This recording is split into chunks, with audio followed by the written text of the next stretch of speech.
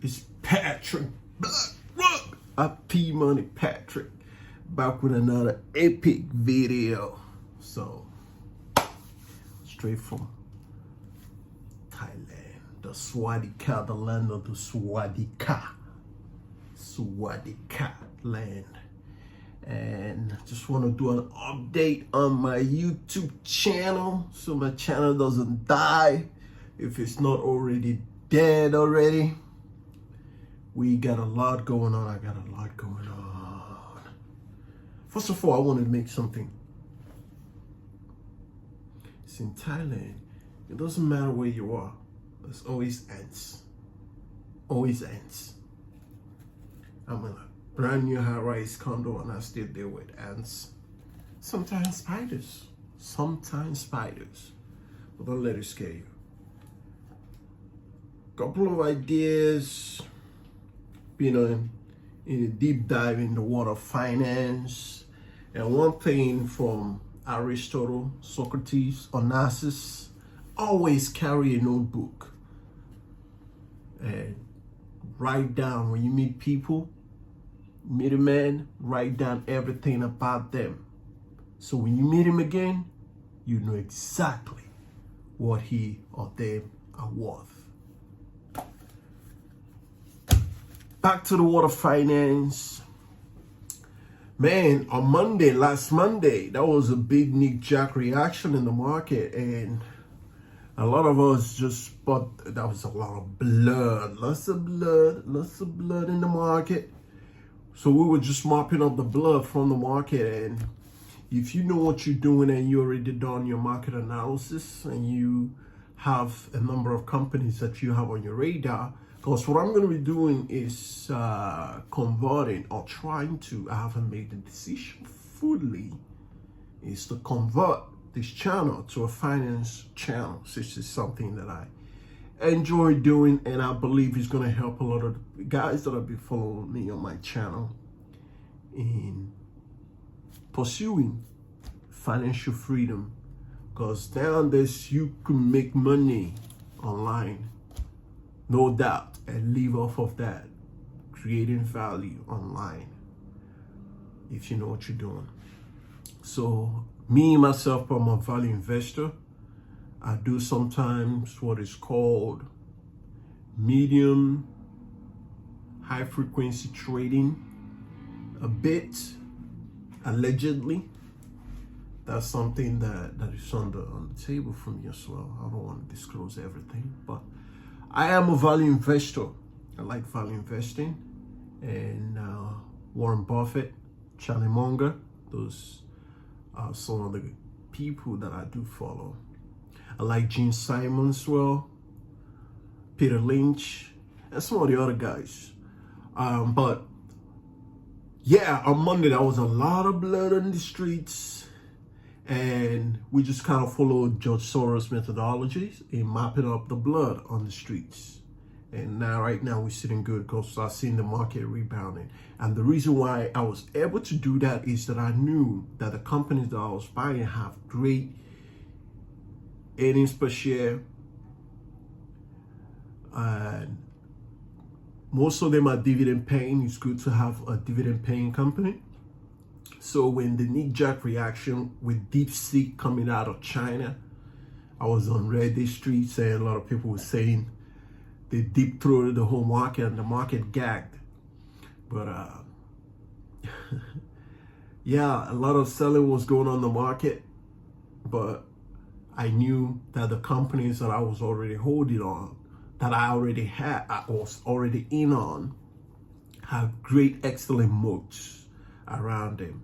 Their market share is strong and it's not challenged and not being challenged anytime soon. So something that was selling high on premium was on discount, huge discount. So we just mapping it up, and the market come Tuesday, it dropped a little bit up again. And today, Wednesday, it's rebounding, it's looking strong. I'm, still pulling back. And if you know what you're doing, you're just mopping it up. that's the update I want to give on this channel.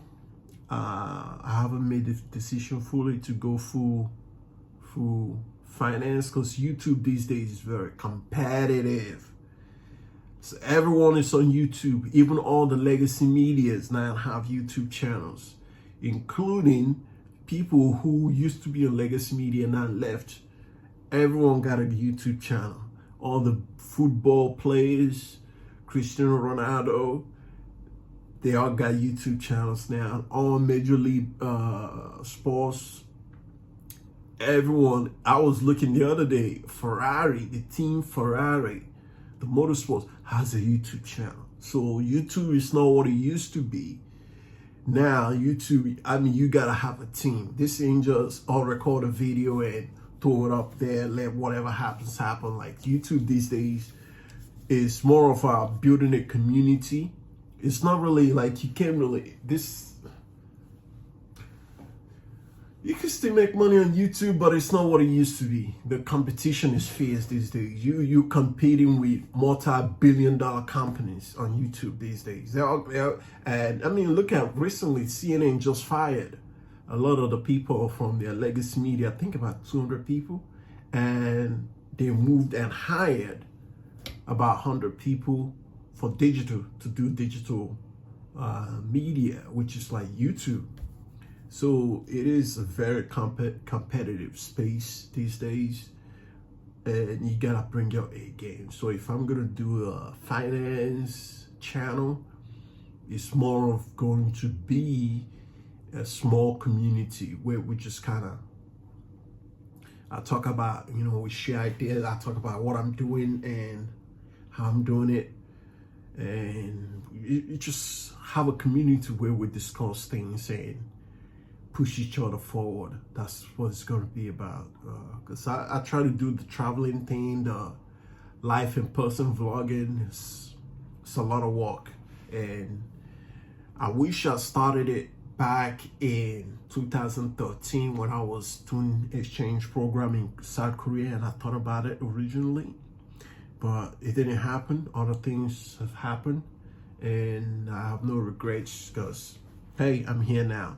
And I believe I'm going to be pivoting to more of finance and doing things remotely, working remotely, trading remotely, and the type of trading tools, and utilizing AI to do a lot of, to increase productivity and maximize free time and time to relax and enjoy life and minimize regrets in life. And things been great. I'm in a lot of the Swati car, eating a lot of great Thai food, working out at the gym. Show you a little pic. I don't want to do too much, you know. That's one of the main reasons why I left the passport bro thing, because I was attracting a lot of weirdos, man. I don't want to insult them, but it was getting a little weird. The kind of guys that was coming over was getting a little too weird. So I don't want to do too much weird stuff. But I've been staying in shape and eating healthy, taking care of my skin and taking care of my body, my health, finance, mind. A lot of audiobooks, reading books, doing a lot of analyzing and setting my goals and strategizing on ways to achieve them and doing so. And I'm going to be sharing a lot of that and just build community, because that's one of the main things when I started this channel, is to build our community. And I like when I initially started it, the guys that was responding to my videos, I truly appreciate it. And some of you guys are still rocking with me. I haven't checked a lot of my Instagram as of late, so if you send me a message there, I probably didn't see it. The best way to reach me is through email. That might sound outdated, but that's, or if you have my WhatsApp, either that or email is always usually the best, because I always check my email constantly. Maybe not constantly, but multiple times a day. I always check my email. So if you send me something on the email, most likely I received it.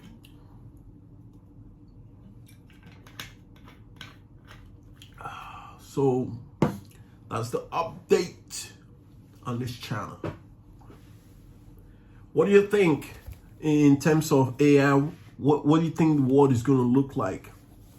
Because I kind of take time off and every day just research after research after research on AI, and the companies are going to become the picks and the shovels, and the companies, what is going to really look like, okay, right now. Because when the internet first came out, around when Netscape was out, okay, that was good, but we didn't foresee companies like Google, Microsoft, just some of the billion-dollar companies today. Like, we didn't foresee what the internet turned out to be. YouTube, right? We didn't really see Google, like, Facebook, right? We didn't really see that. So I'm thinking, okay, maybe those companies are not even born yet.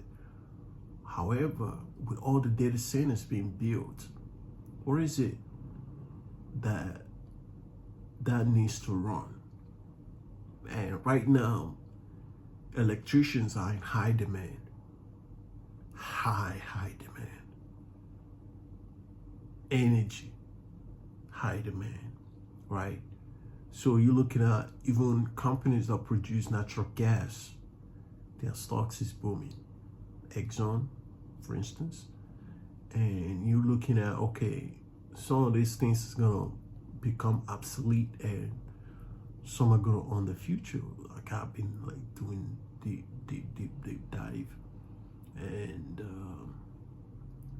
yeah, this is our community, man. Let's chop it up. What you think the future's gonna look like even 10 years from now? Like, the pace by which innovation is happening. Like, then they have AGI coming, and then super artificial intelligence coming after that. Like, what is that gonna look like?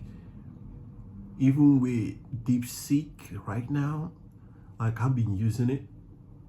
For some reason, it's not as, like, it's been saying like the server sometimes it's been kind of sporadic off, but when it's working, like, it shows you how it's thinking, how it is reasoning, how it's conducting its reasons, and like, it shows you how it came to whatever response it gives you, and it's more human-like than ChatGPT, Anthropic, and Llama, and Google Gemini. Google Gemini is trash. Sorry if that offends anybody, but Google, that's too much. You can't do nothing with it. Even with Anthropic right now, I used to use Anthropic and, oh, this is good. Then all of a sudden, it started telling me what it cannot tell me, like the response. I'm like, whoa, like, yeah, it started like trying to act like someone's auntie. But ChatGPT, it kind of lets you, put it in your prompts and it gives you a response. With Deepseek, and there doesn't seem to be any constraints. Like, when Deepseek works, I just use it and just use it and use it and use it and use it and use it. And it's incredibly fast. And these things take a lot of energy, and they're not charging any money for it right now. ChatGPT, from my experience, kind of slow down. I'm not on the paid version, even though it's $20. I have access to so many of them, I don't feel like paying for it. But I might, because it helps me a lot, tremendously. And put it on the comment section below. What do you think the future is going to look like with the pace that everything is just changing right before our eyes? I mean, I'm 37. It feels like the 10-year-old me is not going to recognize the world we're living today. Just be honest. Like, growing up in Nigeria, I remember growing up, my father had vines, like with turntable. Then we went to cassette. Then we went to CDs. I was showing my girl a cassette tape. She swore she doesn't know what it is. A cassette tape. She doesn't know what it is. I felt so old. I felt so old. Never felt so old in my life. But they don't know what VHS is. VHS, I remember when it came out, it was, but they don't know what it is. And CD, I remember when CDs came out. They don't know what it is. Walkman, they don't know what a Walkman is. You know, it's, yeah, 10-year-old, not even 15-year-old me, 15-year-old me even recognize the world we're living today? With so much advancement, so fast. I think that's what I'm talking on this channel, like how we position and repositioning ourselves. So we are always on the cutting edge on what's going on, so we don't become part of the losers and the left behind. And you don't find yourself being a Luddite, refusing change, because those who refuse change historically are left behind. And how, we make sure that we are always where the reaction is. And I've been studying the history of bubbles as well. The Tulu bubble in Amsterdam, the South Sea bubble, the one that happened in England, the Mississippi bubble, the one that happened in France, involving the Mississippi, Louisiana territory with John Law, and some of the other bubbles, including the recent .com bubble and all the crashes that we had in the United States, the 1929, the 1907, 1929, 1987, what's the other one? 2008 financial crisis involving real estate. Then you have the 2010 crash. So just kind of studying all this stuff, because they say history doesn't repeat itself, it rhymes. And when you study enough of this stuff, you see clues and how to identify. Because right now, even around that time, maybe around like the last one, like the .com bubble that happened, maybe about 4 million people was online, mostly clustered around the United States and some of the other Western countries. But today, more than half of the world's population are online. And all this stuff is, they're all interconnected. When West is sleeping, the East is trading. So always money coming in online. So I think that's probably the reason why we haven't had a bust. Like in the past, we probably would have had crypto bubble bust by now.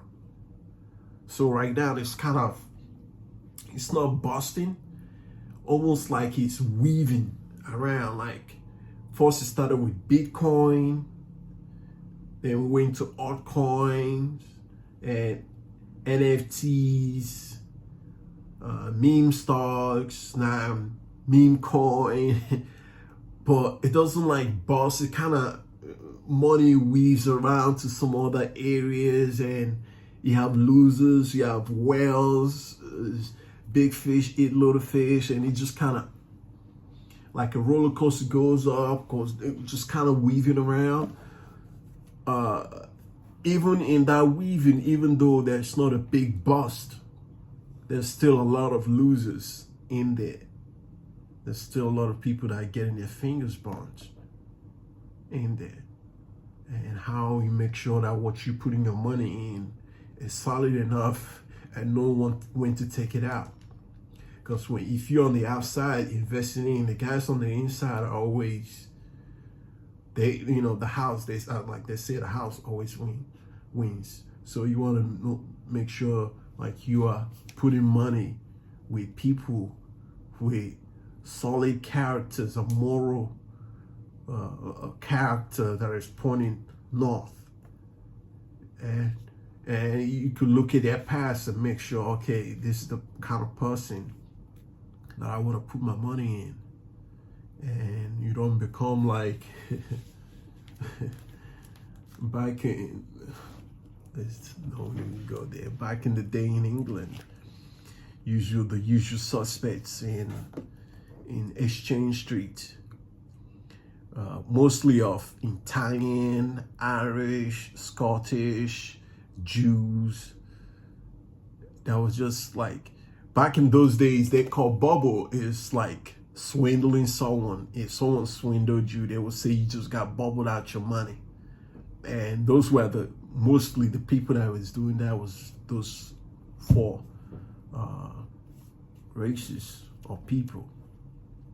But how you make sure that people you investing money into their companies are the people you want holding your wallet? Not that you will let anyone do that, but just kind of, make sure that, the guy left holding a bag of crapola when everything bust. But that's about it. Thanks you for watching. Put it down in the comment section what you think the world is going to look like in the near future, 5 years, 10 years, by 2029 when Trump is stepping down.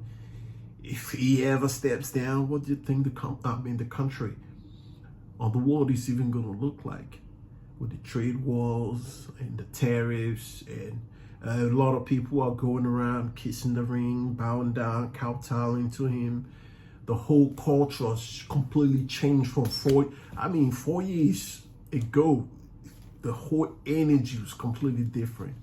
8 years from that, way different. And now we're kind of seeing, 2016 when he was first elected, and when he got back in office in 2025, complete energy, completely different energy. Put it in the comment section below. Let's talk about it. P Money out. If you like that video and you want to watch others like it, click right here.